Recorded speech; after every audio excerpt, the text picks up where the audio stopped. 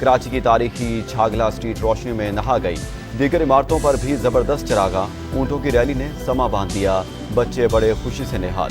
Governor house میں محفل میلاد کا انعقاد، خالد مقبول صدیقی اور کامران ٹیسوری کا خطاب، ملکی استحکام اور ترقی کے لیے دعائیں۔ اسلام آباد، لاہور، پشاور اور کوئٹہ سمیت مختلف شہروں میں روشنیوں کی برسات۔ اوکاڑا کے سیلاب متاثرین اپنا غم بھول گئے، خیموں کو رنگ برنگی روشنیوں سے سجا دیا۔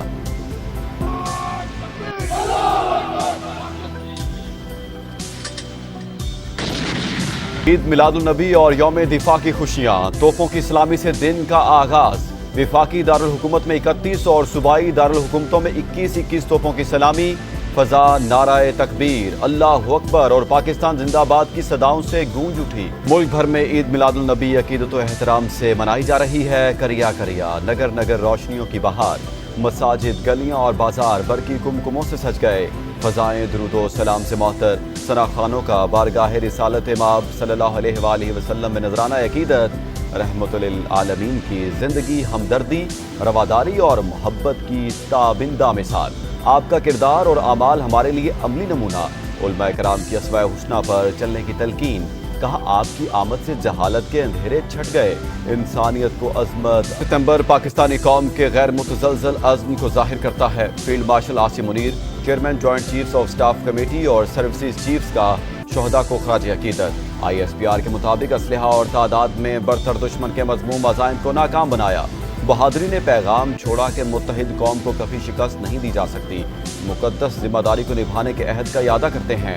امن خراب کرنے کی کسی بھی کوشش کا منہ توڑ جواب دیا جائے گا۔ کی ایک بار پھر آبی جارحیت، دریائے ستلج میں 2 مقامات سے مزید پانی چھوڑ دیا۔ چناب، ستلج اور راوی کے ریلے ہیڈ پنجنت پر جمع ہونے لگے۔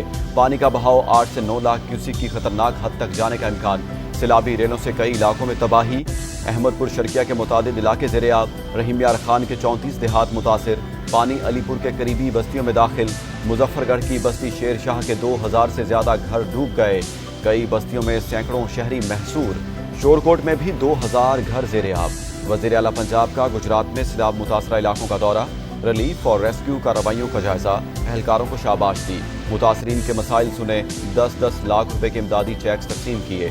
خواتین اور بچوں میں تحائف بانٹے۔ کیمپوں میں مقیم متاثرین کے لیے طبی سہولیات سے متعلق بریفنگ۔ فیلڈ اسپتال اور کلینک آن ویلز کا جائزہ۔ مریم نواز کو سامنے دیکھ کر متاثرہ شخص رو پڑا۔ وزیر اعلیٰ نے نقصانات کے ازالے کا یقین دلایا۔ منصور علی شاہ کا چیف جسٹس یحییٰ آفریدی کو ایک اور خط۔ پریکٹس اینڈ پروسیجر کمیٹی کا اجلاس، قانونی ذمہ داریاں پوری کرنے کے لیے کیوں نہیں بلایا گیا؟